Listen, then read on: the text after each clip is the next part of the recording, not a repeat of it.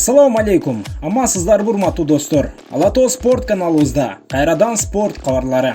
Биз бул жолу сиздерге акыркы убактарда кызуу талкууга түшкөн Азиз Сатыбалдиев UFC'де казакстандык Сергей Морозов менен чыгабы деген суроого жооп издеп көрөлү дедик. Чынында мындай мүмкүнчүлүк барбы? Чын эле болсо эмне себептен? Аны алдыда айтабыз. Ага чейин каналга жазылып, видеого лайк басып кетиңиздер.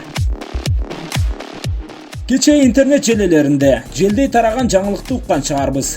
24 октябрь күнү өтө турган Яс аралындагы UFC 254 мелдешинин алкагында пландалган Умар Нурмагомедов Сергей Морозов беттешинин алдында дагестандык мушкер ооруп, беттешке чыга албай калганы айтылган. Ал жаңылык чыгар замат. Бүт кыргыз ММА сүйүүчүлөрү азыр Дубайда машыгып жаткан Азиз Сатыбалдиев казакстандык Сергей Морозов менен UFC'де дебют кылууга даяр деген сөздөрүн Инстаграмда жарыялашып, аны уюмдун президенти жана матчмейкерине жеткирүүнүн аракетин көргөн эле. Ооба, чынында Сатыбалдиев эгерде Яс аралындагы UFC мелдештеринин биринде алмашуу керек болсо, ошого отурлай Бириккен Араб Эмирлигине учуп кеткен эле. Анын үстүнө жакында гана Rubis менеджердик компаниясы менен келишимде түзгөн жайы бар. Ал компания Сергей Морозовду да UFC'ге алып келген. Демек, бир менеджердик компаниянын мушкерлери десек болот.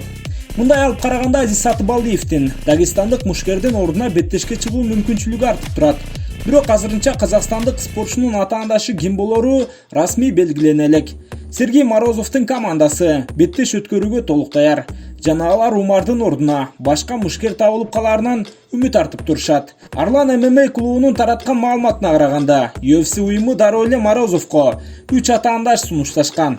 Бирок тандоо казак мушкери тарапта болуп турат. Эгерде Сатыбалдиев экөөнүн менеджердик компаниясы бир болгонун эске ала турган болсок, казакстандык мушкер дал ушул Сатыбалдиевди тандап алышы толук мүмкүн. Бирок UFC сунуш кылган мушкерлердин катарында Азиз барбы жокпу, аны билүү кыйын. Антсе да Азиз жөн жерден Дубайга бармак эмес. Анын менеджерлери да буга чейин UFC менен сүйлөшүүлөрдү өткөргөн. Ошондуктан да аны Эмирликте болуп туруусун айтышкан. Демек, логикалык ой жүгүртө турган болсок, Азизде чын эле алмашууга чыгуу мүмкүнчүлүгү жаралып турат. Эки мушкердин көпчүлүк көрсөткүчтөрү дал келет. Албетте, Азиз Морозов сыяктуу Эмбри глобал уюмунда чемпион болгон эмес. Анткени менен рекорду дээрлик бирдей. Кыргыз мушкердики 16 жеңиш, 5 жеңилүү болсо, казакстандык мушкердики 16 жеңиш, 4 жеңилиш. Морозовдун деле UFC'деги дебюту болмок. Айтайын дегеним, Али UFC рейтингине кире элек. Демек, дебютант менен беттешсе өтө жарашат. Эми буйруса 2-3 күндүн ичинде Морозовдун атаандашы толук билинет деген сөздөр айтылууда.